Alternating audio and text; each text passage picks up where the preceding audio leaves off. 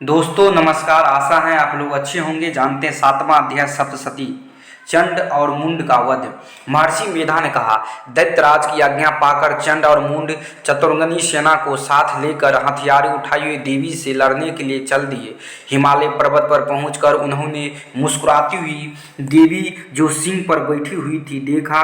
जब असुर उनको पकड़ने के लिए तलवार लेकर उनकी ओर बढ़े तब अंबिका को उन पर बड़ा क्रोध आया और मारे क्रोध का उनका मुख काला पड़ गया, उनकी भ्रुकुटियां चढ़ गई और उनके ललाट में से अत्यंत भयंकर तथा अत्यंत विचित्र मुख वाली लाल आंख वाली काली प्रकट हुई, जो कि अपने हाथों में तलवार और पास लिए हुए थी। वो विचित्र खड्ग धारण किए हुई थी तथा चित्त के चर्म की सारी नर एवं नर मुंडों की माला पहन रखी थी। उसका मांस सूखा हुआ था और शरीर केवल हड्डी का ढांचा था और जो भयंकर शब्द से दिशाओं को पूर्ण कर रही थी। वो असुर सेना पर टूट पड़ी और दैत्यों को भक्षण करने लगी। वो पास से रक्षक अंकुशधारी महावत हाथियों पर सवार योद्धा और घंटा सहित हाथियों को एक हाथ से पकड़कर दू कर अपने मुंह में डाल रही थी और इस प्रकार वो घोड़ों रथों रथार्थियों और रथों में बैठे हुए सैनिक को मुंह में डालकर भयानक रूप से चबा रही थी। किसी के केस पकड़कर, किसी को पैरों से दबाकर और किसी दैत्य को छाती से मसल कर मार रही थी। वो दैत्य को छोड़े हुए बड़े दो अस्त्र शस्त्रों को मुंह में पकड़कर और क्रोध में भर उनको दांतों में पीस रही थी। उसने कई बड़े दो असुरों भक्षण कर डाले, कितनों को रोन डाला और कितनों को मार भाग गए, कितनों को उसने तलवार से मार डाला, कितनों को अपने दांतों से समाप्त कर दिया।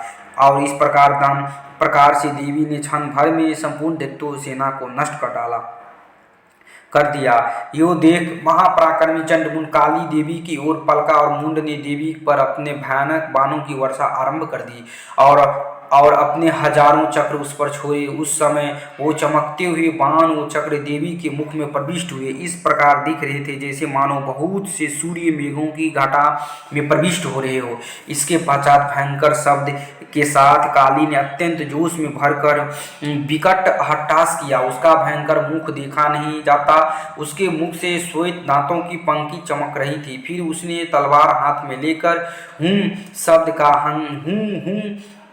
हूं शब्द का अहंकार कहकर चंड के ऊपर आक्रमण किया। उसके केस पकड़कर उसका सिर काट कर अलग कर दिया। चंड को मारा हुआ देख मुंड देवी की ओर लपका, परंतु देवी ने क्रोध में भरे उसे भी अपनी तलवार से यमलोक पहुंचा दिया। चंड मुंड को मारा हुआ देख उसकी बाकी बची हुई सेना वहां से भाग गई। इसके पश्चात काली चंड मुंड के कटे हुए सिरों को लेकर चंडिका के पास गई और प्रचंड हट्टास के साथ कहने लगी, हे देवी, चंड और मुंड दो महादैत्य को मारकर तुम्हें भेंट कर दिया है।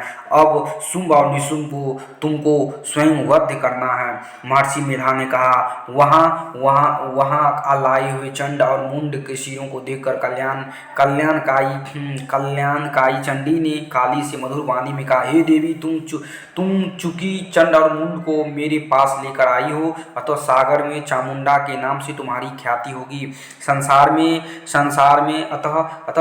में चामुंडा के नाम से तुम्हारी ख्याति होगी। दोस्तों, चैनल को सब्सक्राइब और लाइक जरूर कर दीजिएगा। तब तक दूसरी वीडियो मिलती है, तब तक के लिए राधे राधे।